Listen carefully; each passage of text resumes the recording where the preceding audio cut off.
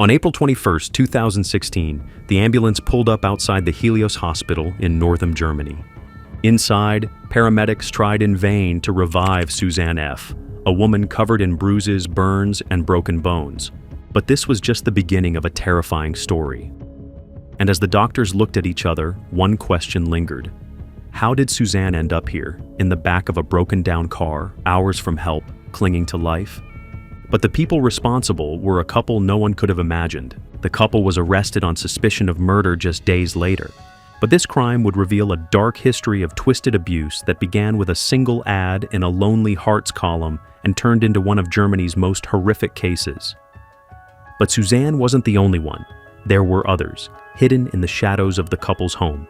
And as the police investigation unfolded, more victims emerged, each one more tragic than the last. And soon, the world would come to know this crime as the House of Horrors. Wilfried and Angelika had been hiding in plain sight for years, but no one could have predicted the chilling truth the police would soon uncover. But before we begin, if you find this video interesting, please give it a like at the end and tell me what you think about the case.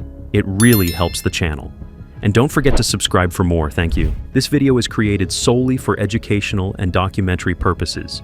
It does not endorse, glorify, or condone any of the criminal actions or individuals described in this case. Viewer discretion is advised. Wilfried was born in 1970 in Bochum, Germany, into a family that would shape the course of his life in ways no one could have predicted. His childhood was marked by constant violence. His father, an alcoholic, ruled the household with an iron fist. The atmosphere was filled with fear, and Wilfried's early years were defined by beatings and emotional torment. When Wilfried was still young, his mother, desperate to escape the abuse, moved the family to a rural farm in the early 1990s.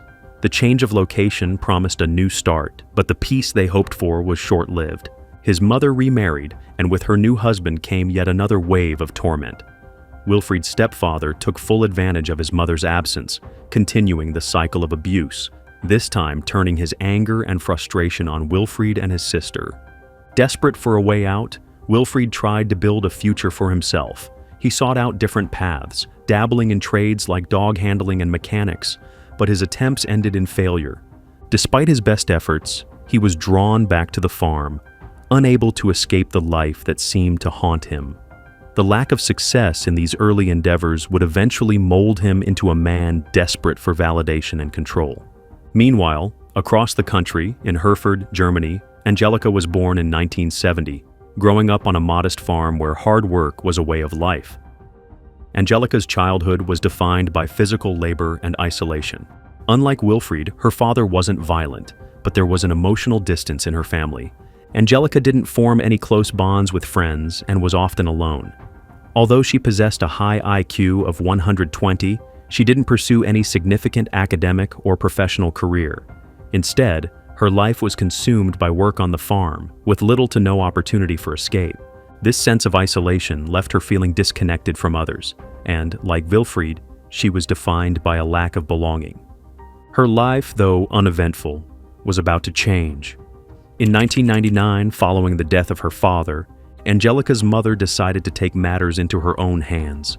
Desperate to find someone who could help her on the farm and perhaps also to ease the emotional void left by her father's passing, she posted an ad in the Lonely Hearts column seeking a partner for her daughter. This was the moment Angelika's life took a sharp turn, and it was in response to this ad that Wilfried entered Angelika's life. The two quickly bonded over shared feelings of loneliness and isolation.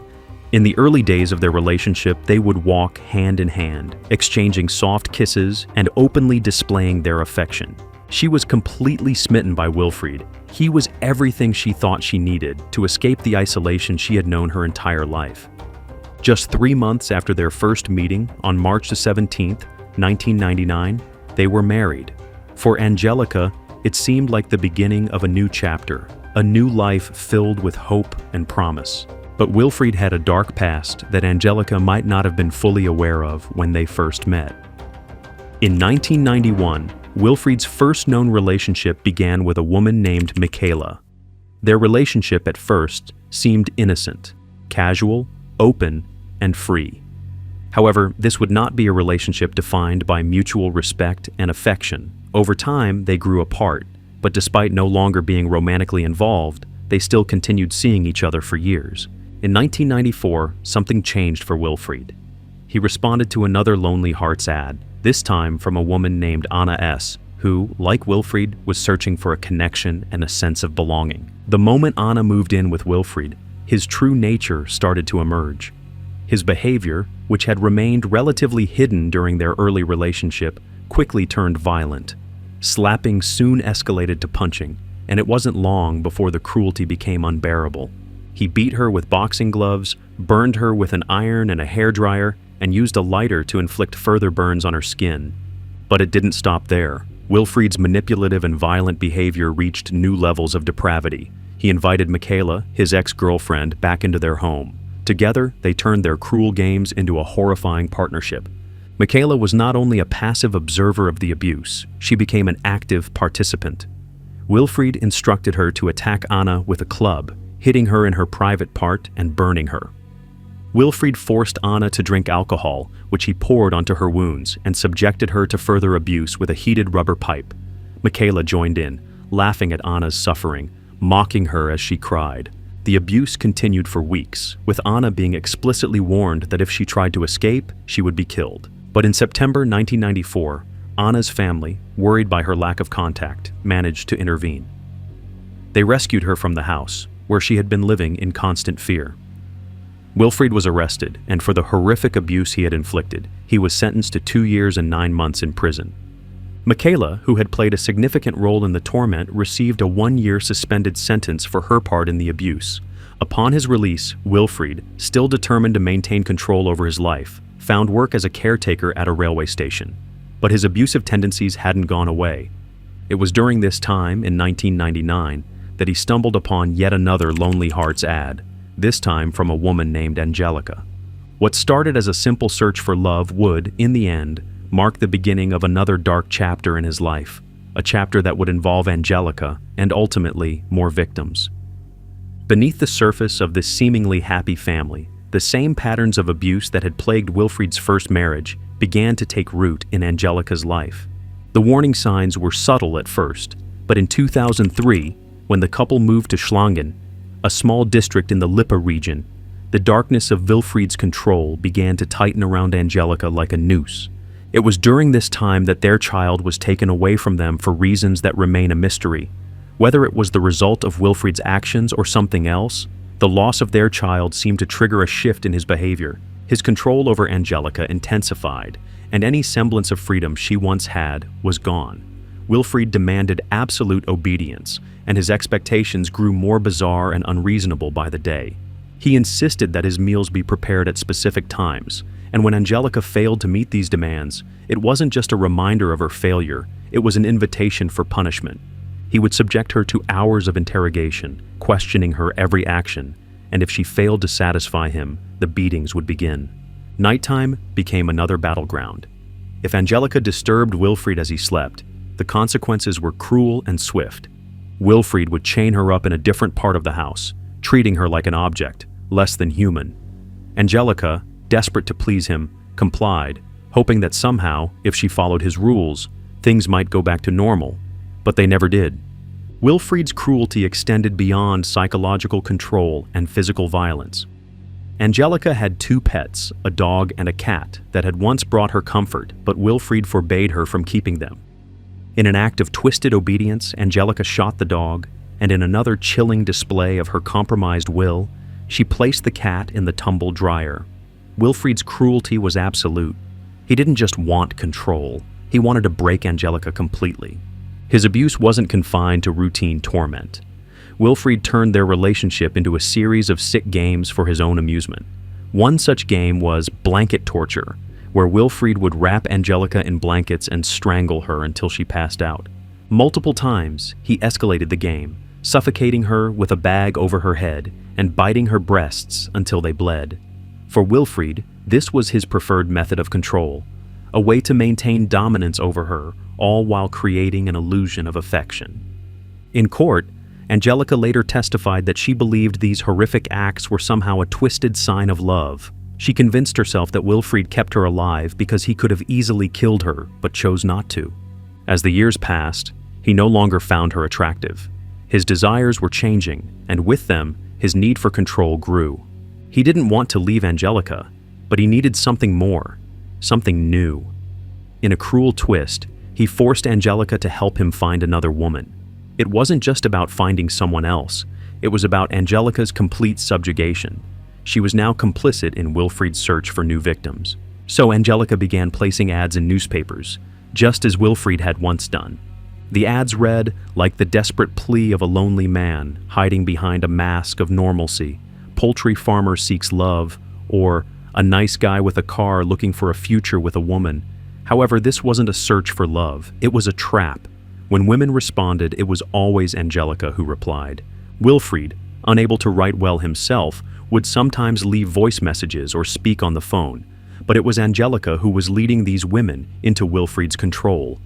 Together, they began the hunt for new victims, using the ad as a lure, a tool to entrap unsuspecting women into their world of torture and deception.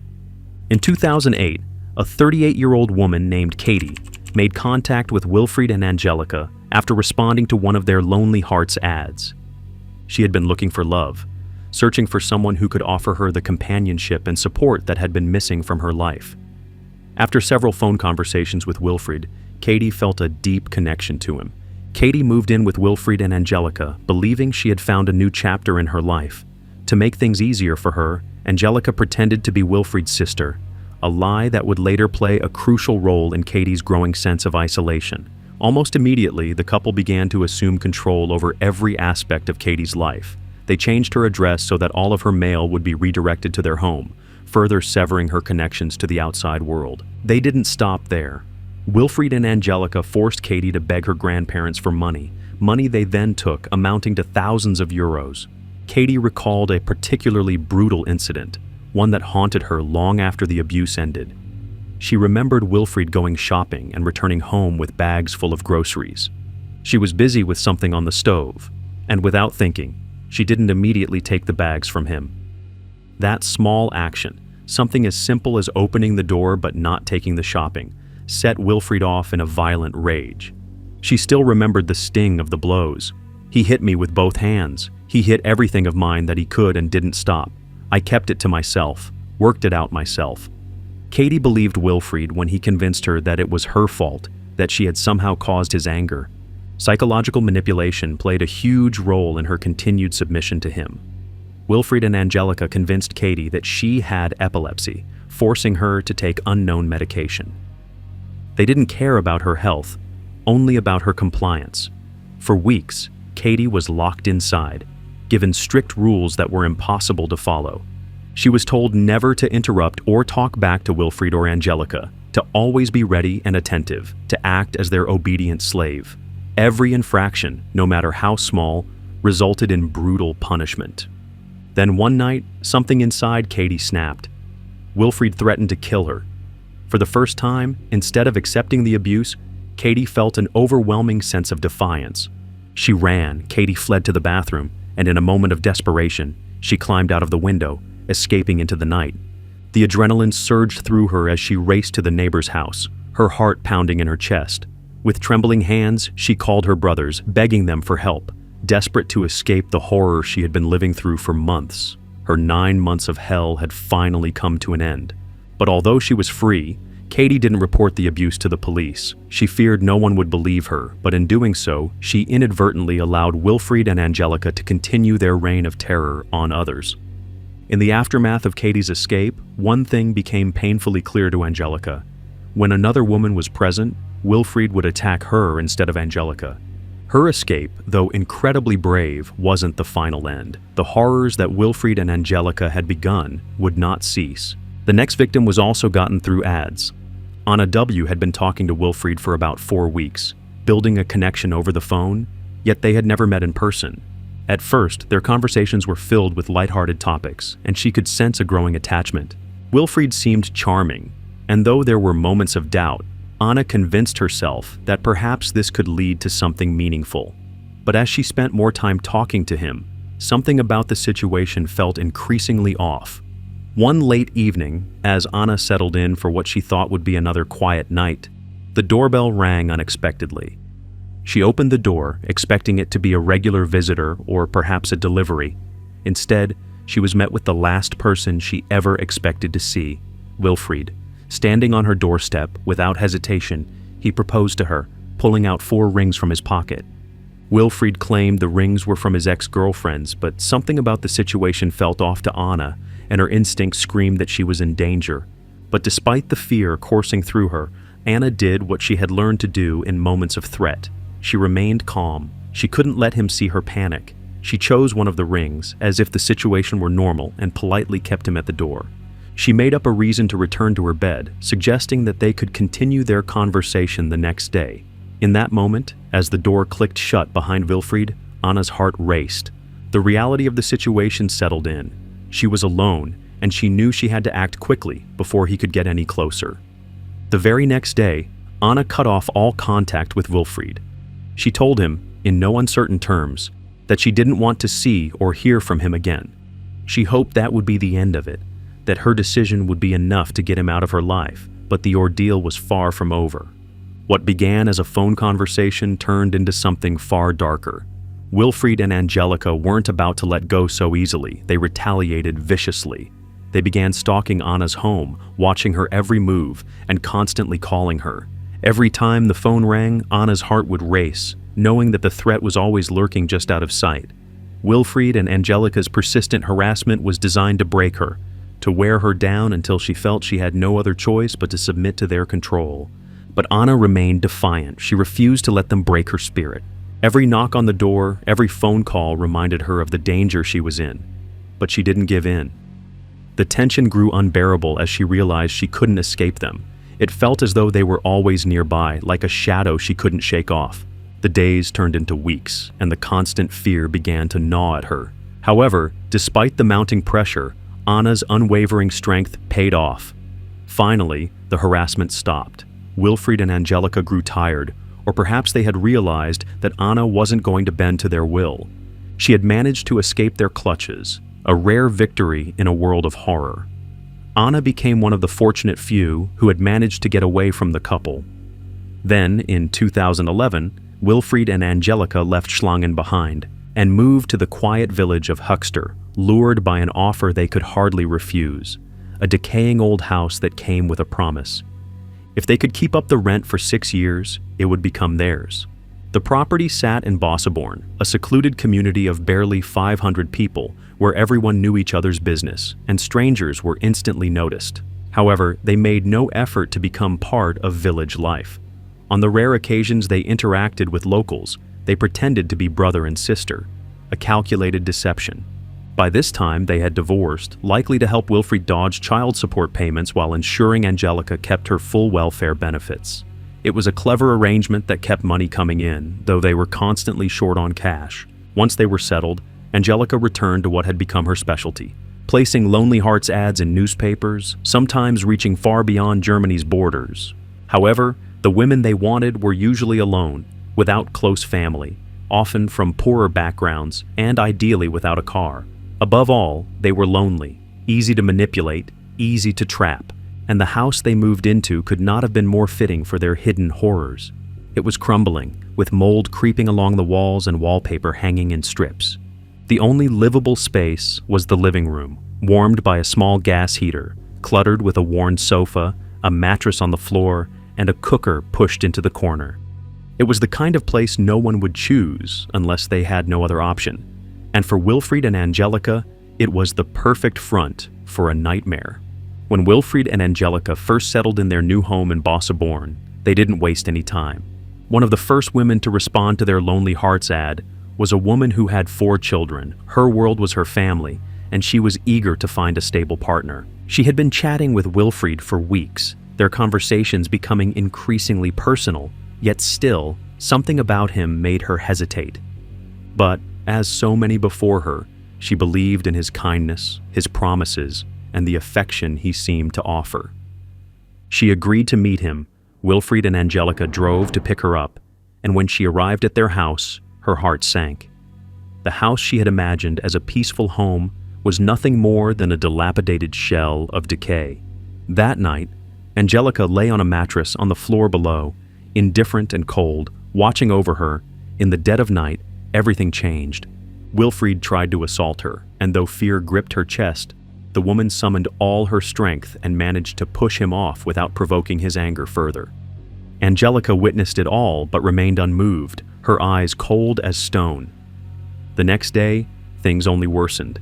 Wilfried overpowered her, turning the day into a relentless nightmare of intimate abuse. Anakah, clearly growing jealous of the attention the woman was receiving, joined in on the torment, mocking her and calling her boring when she refused to show any signs of pleasure. The mental abuse was just as cruel, pushing the woman to the brink of desperation. But somehow, through the humiliation and torment, a plan began to form in her mind. She had to escape. Anna observed the couple's desperation for money and realized she could use that to her advantage. She began talking about the potential for the house, making them believe she was interested in helping them financially. With a glimmer of hope, she convinced them to drive her to her apartment to retrieve some documents. Once they arrived, her heart pounded with fear and relief. As soon as the car stopped, she bolted from the vehicle and ran into her apartment, slamming the door shut behind her and barricading it with a heavy sofa. She was free. Her escape, though terrifying, was a victory. She had narrowly escaped a potential death sentence. As this first victim began to fade into the distance, a new woman entered the story. Crystal P., a young woman who, unlike the others, fell in love with Wilfried. It was a deadly mistake. Crystal responded to the same ad and was quickly drawn into Wilfried and Anakah's toxic orbit. Initially, everything seemed normal, even pleasant. Crystal and Wilfried had a connection, and she seemed content with the dilapidated state of the house. She even began discussing plans to renovate the place as though she might be part of a normal relationship. It didn't take long for Anakah's jealousy to surface. Unlike the other women who had been pushed away, Crystal seemed to genuinely care for Wilfried, and this triggered a storm of anger in Anakah. One evening, in a fit of rage, Anakah accused Crystal of snooping around the house, a ridiculous accusation, but one that set off a brutal chain of events. Crystal was attacked with pepper spray, and in one horrifying moment, her head was shaved, humiliated in front of Wilfried, and left feeling like an object of scorn. From there, the violence escalated. Wilfried and Anakah's cruelty knew no bounds. Crystal's world descended into a nightmare. As the days passed, she was chained outside in the freezing cold, forced to endure cruel beatings with the flat of Wilfried's hand or fist. Anakah sprayed pepper spray directly into her eyes, and the physical abuse only intensified. Crystal was treated like a prisoner, stripped of her dignity, her rights, her humanity. She was no longer allowed to use the toilet. Instead, she was forced to use a litter tray, a horrifying reminder of how degraded she had become. When Wilfried grew angry, he chained her up outside near the pigs, making her endure the terror of the farm animals as the days grew colder. Crystal's cries of distress were enough to disturb Wilfried's sleep, and in his rage, he beat her with a shovel, leaving deep wounds on her face that would never fade. Still, the worst was yet to come. For 3 months, Crystal endured the torment. Then one day, as though they were tired of her suffering, Wilfried and Anakah presented her with a contract to sign. They insisted she was there of her own free will, that she had inflicted the injuries on herself. With no other option, Crystal signed it, defeated, humiliated, and emotionally broken. Wilfried and Anakah let her go, but it wasn't out of mercy. It was because they were bored with her. They had broken her spirit. Though free, Crystal, like many before her, never reported the abuse. She suffered in silence, her world now a living hell. Wilfried and Anakah's reign of terror had taken another victim, and as much as she wanted to forget, Crystal could never escape the lasting impact of what had been done to her. The next woman to respond to Wilfried and Anakah's predatory Lonely Hearts ad was Anakah W., a 33-year-old woman who, unlike the others, had grown up in a loving and stable home. She had 2 much older sisters and a mother who was devoted to her children. Anakah, despite having some learning difficulties, led a fulfilling life as a housekeeper at an elderly care home where she was well loved for her kindness and work ethic. She had a driving license, and though her life wasn't perfect, she was generally happy and hopeful for a future filled with love. But when she replied to Wilfried's ad, everything changed. Anakah was quickly drawn to him. They talked on the phone for hours, and soon, their connection seemed to grow stronger. There was something about Wilfried that captivated her, and she fell hard, perhaps believing that love could heal whatever gaps she had. After just 2 months of texting and phone calls, Anakah decided to take the leap. She moved in with Wilfried and Angelica to the house in Huckster, bringing her 2 beloved dogs along with her. From the moment she entered the house, a sense of manipulation began to take hold. It wasn't long before Wilfried and Angelica began to isolate Anakah from her family. They limited her contact with her mother to sporadic voicemails, often using her mother's concern as a way to demand money for fabricated emergencies, veterinary bills for the dogs, or even a new car. Anakah's mother, worried for her daughter but wanting to support her, sent over 25,000 euros. Little did she know, all that money was going directly into Wilfried and Angelica's hands, fueling their twisted game. Soon, Anakah and Wilfried's relationship took a more permanent turn. They became engaged, with Wilfried presenting Anakah with a cheap supermarket ring, an item that was more symbolic than valuable. A few weeks later, they married, and Anakah informed her mother of the event through a voicemail. Her mother recalled, "Suddenly, I was only texting Anakah. And then, one day in November, I heard from her via voicemail. She'd gotten married. It all happened so quickly." Her voice was tinged with disappointment, but she accepted Anakah's decision, albeit reluctantly. However, Anakah's life took an even darker turn after her wedding. Wilfried, now her husband, expected her to serve him in every way possible, demanding meals at specific times and complete obedience to his rules. If she failed to comply, the punishments were swift and brutal. Anakah was forced to take contraceptive pills in front of him, further degrading her sense of self. The situation became suffocating, and soon Anakah began to lose any remaining sense of autonomy. But this wasn't the worst of it. Wilfried's abuse grew progressively worse. Angelica became increasingly involved, fueling the brutality. Her jealousy of Anakah's connection with Wilfried only exacerbated the tension. And then, something twisted began to emerge. Wilfried and Angelica's utter disregard for Anakah's well-being grew clearer. In one of the most heart-wrenching moments, Anakah was driven by Angelica to visit her mother. It would be their last meeting. Angelica waited in the car as Anakah and her mother spoke, but Anakah could feel the grip of control tightening with every passing moment. During their conversation, Anakah apologized for taking so much money, a clear sign of how subjugated she had become. As they hugged goodbye, Anakah's mother asked, "Are you in the car with Angelica?" Anakah confirmed, but when her mother tried to approach the car, Anakah abruptly told her, "No, you don't want to meet her." Her mother, confused but respecting her daughter's wishes, watched her walk to the car and leave. That was the last time she would ever see Anakah. The brutal truth of what was happening in the house would only unfold much later.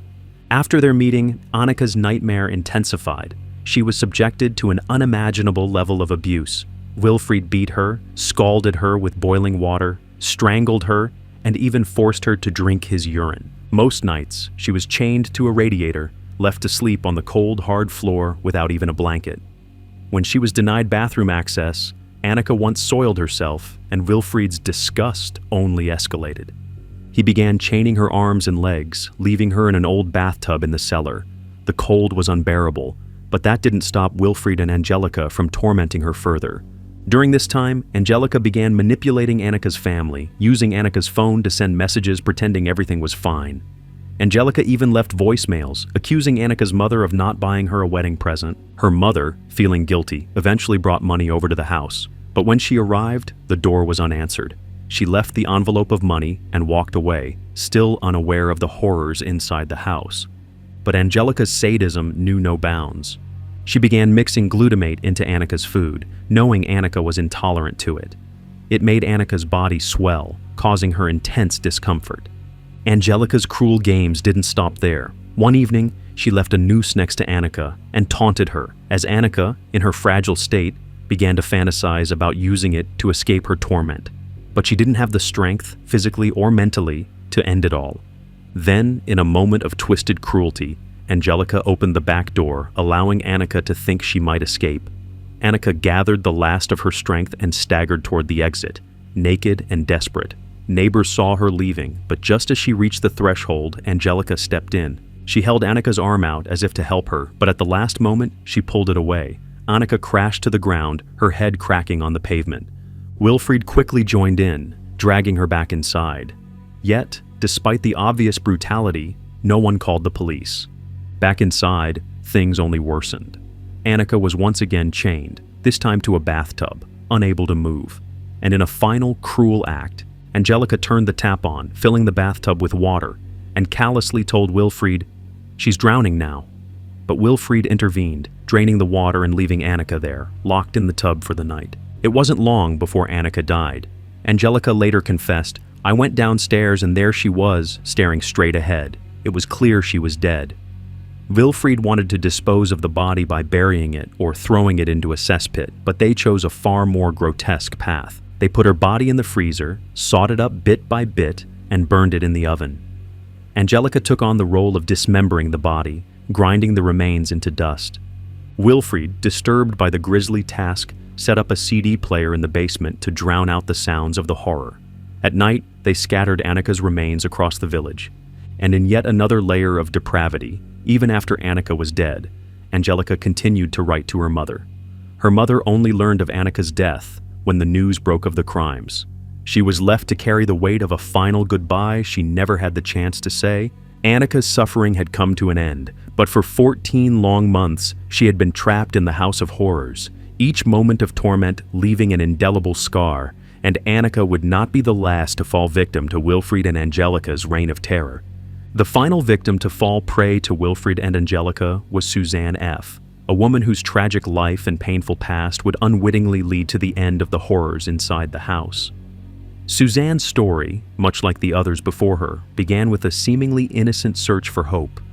Born into a difficult and uncertain childhood, Suzanne had been adopted at a young age, but the emotional scars from her early years never truly healed. At the age of 16, she discovered her mother's lifeless body, a devastating sight that would haunt her for the rest of her life. This early trauma cast a long shadow over Suzanne's adult years, leading her down a path filled with loneliness and uncertainty. She married young, hoping for a fresh start, and even had a child. Yet, for reasons that remained unclear, she left her first family. She remarried, had another child, but once again, the relationship fell apart, and she was left alone.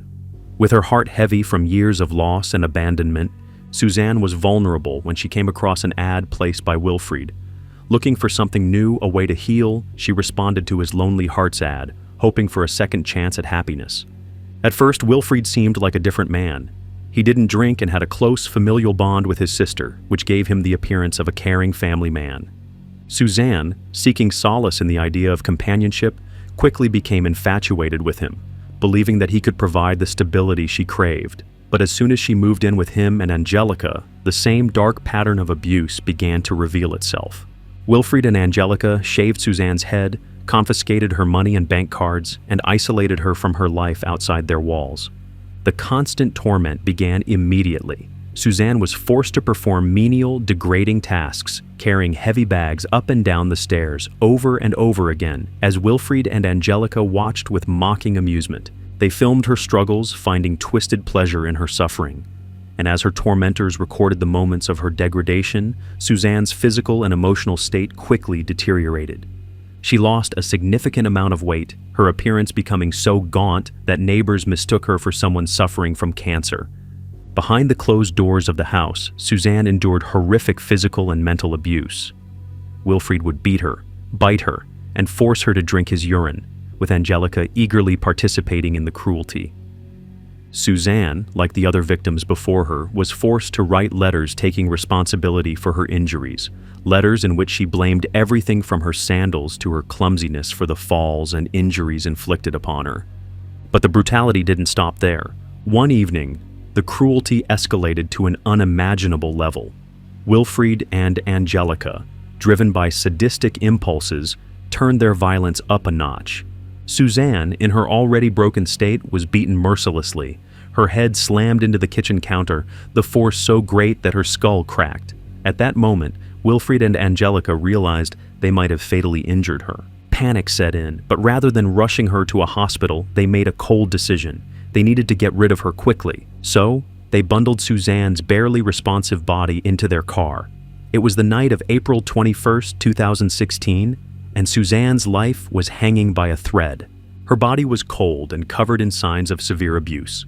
She lay in the back seat, sprawled atop black trash bags, soaked in urine, desperately in need of medical attention. But as Wilfried and Angelika drove to her apartment, something went wrong. The car broke down in the middle of the street, leaving them stranded. Suzanne, still clinging to life, began to shiver uncontrollably, her body succumbing to the cold. In a moment of panic, Angelika ran to a nearby house, desperately knocking on the door, begging for help to get a taxi. But when the taxi finally arrived, Suzanne's condition worsened. She started to convulse, her body failing under the weight of the injuries. Her condition escalated so quickly that the couple screamed for an ambulance, but it was already too late. At the hospital, Suzanne's battered body told a devastating story. The medical team noticed the bruises, the binding marks on her wrists and ankles, signs of prolonged restraint. It was clear that Suzanne had been held captive and tortured. And alongside the physical injuries, Suzanne was suffering from severe blood poisoning, a result of the abuse and neglect she'd endured for so long. Despite their best efforts, Suzanne died within an hour of arriving at the hospital.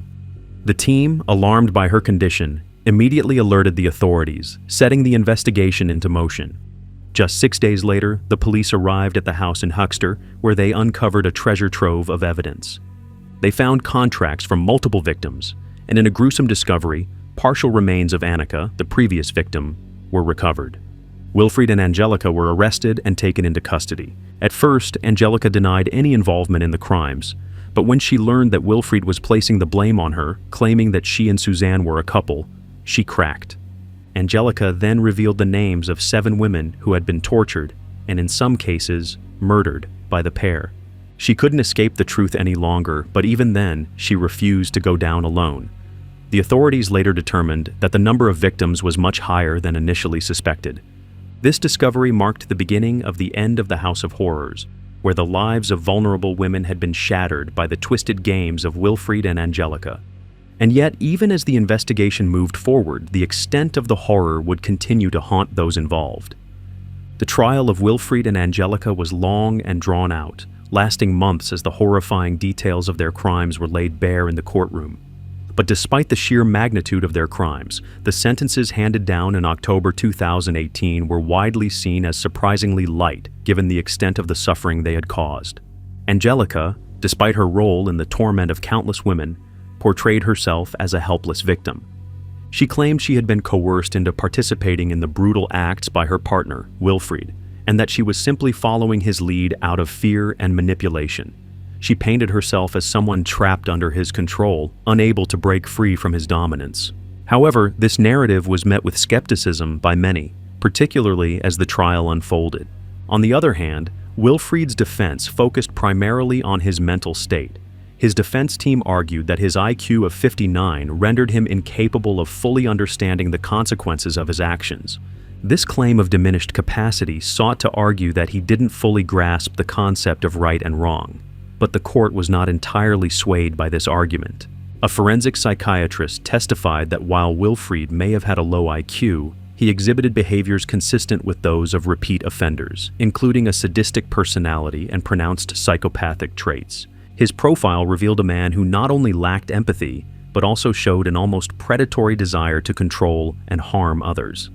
While Wilfried's mental state was hotly debated in the courtroom, the prosecution focused on his violent tendencies, his pattern of escalating abuse, and the calculated nature of his crimes. They argued that his actions weren't impulsive or caused by diminished capacity, but rather were the result of a deep-seated desire to control and manipulate those around him. In contrast, Angelika's psychological profile painted her as a woman with traits of autism combined with psychopathy. Her inability to feel empathy for her victims, alongside her exceptional intelligence, made her a highly manipulative individual. She used her relationships with Wilfried and others as tools for control and cruelty, showing a complete lack of remorse for the suffering she caused. Her dominating personality and insatiable desire for control were key aspects of her role in the crimes. Experts testified that she thrived on power and manipulation, using others for her twisted amusement without a hint of guilt. The courtroom was filled with heartbreaking testimony, including statements from 48 witnesses and 7 experts. Among the most impactful was the testimony from Crystal P., a woman who had survived the hell that Wilfried and Angelika had subjected her to. Still traumatized by her experiences, Crystal had to gather immense courage to stand in front of the court and recount the horrors she endured. In a moment of quiet vulnerability, she admitted that the experience had left her feeling humiliated and ashamed. However, Crystal found the strength to testify, knowing that her story might help prevent others from suffering the same fate. When the verdict came on October 5, 2018, it was clear that the impact of the case would be far-reaching. Angelika was sentenced to 13 years in prison for her role in the murders and the prolonged abuse. However, many questioned the fairness of this sentence, feeling that it didn't fully reflect the gravity of her actions. Wilfried, on the other hand, received an even more controversial sentence, 11 years in psychiatric care. His transfer to a regular prison in 2020, after authorities deemed him fit to serve in a standard facility, caused further outrage. Critics argued that Wilfried's psychopathic tendencies made him a continued threat to society. As the years passed, calls for preventative detention began to grow louder, especially in 2022. Legal experts and advocates for the victims argued that Wilfried's sentence should be extended indefinitely, given his history of violence and his inability to reform. The idea of his eventual release on parole sent chills through those who had followed the case, as many feared that the dangers he posed were far from over. While the trial may have been over, the echoes of the House of Horrors still lingered in the public's mind. The sentences handed down in 2018, though legally binding, left a bitter taste. So, what do you think about this case? Let us know your thoughts in the comment section below. And don't forget to like this video if you found it as shocking as we did, and subscribe for more gripping stories like this. Thank you for watching, and we'll see you in the next video. Cheers!